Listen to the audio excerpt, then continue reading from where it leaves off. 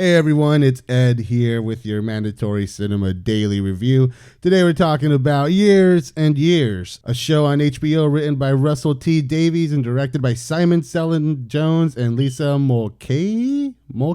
I hope I got that right. This show follows the Lyons, a well-off British family, as they witness the UK fall into a dystopic fascist hellscape between the years 2020 and 2030. The show does a good job of laying out a terrifyingly real scenario for the UK falling apart due to nationalism and complacency. And it feels terrifyingly real because it's happening here in the United States.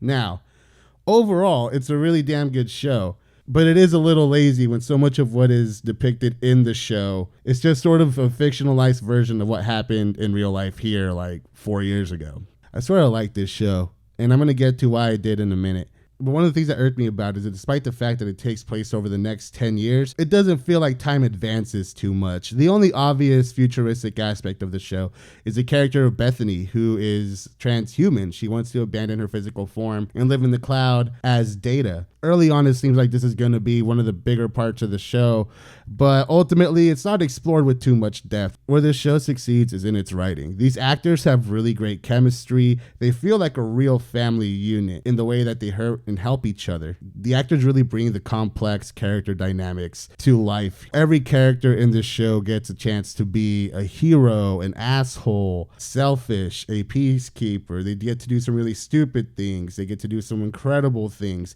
In the end, the way that this family complements each other comes into play in a really rewarding climactic scene. This is solid and effective dystopic fiction. It aims to shake its audience out of complacency and into action. Far too much of American media has pushed the idea of hyper-individualism in the world. It made us all think that we need to wait on the chosen one, a single human being that will lead us all to the light. And that's really fucking stupid. The human species got to where it is today because the Neanderthals discovered that looking out for each other and working together is the best way to survive. And that started the long chain of evolution that made us the species we are today. This show argues that everyone gets the government they deserve. The government isn't some monolithic entity.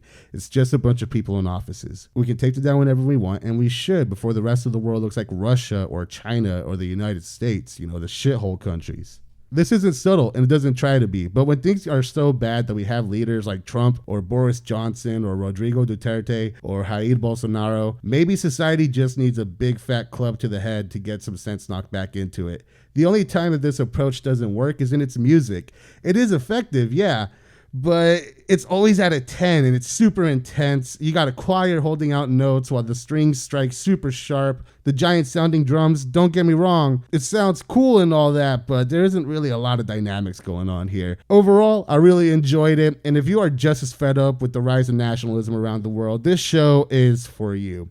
It's wish fulfillment to its core, though the final scene is a little wonky. It kind of comes out of nowhere, and given the fact that this is a limited series, it sort of sets up a sequel for itself that I don't think it's going to achieve, and I'm not even sure that anybody wants. Just chalk this up to a needlessly emotional and ambiguous finale when the episode could have ended like 10 minutes before that and arguably been much better off for it. So I highly recommend this show. If you've seen it, tell me what you think in the comments. Hit like and hit that little blue bell and subscribe. Check us out on Instagram, Facebook, and Twitter under Pop Counterculture. I've been Ed. You've been awesome. Have a good one.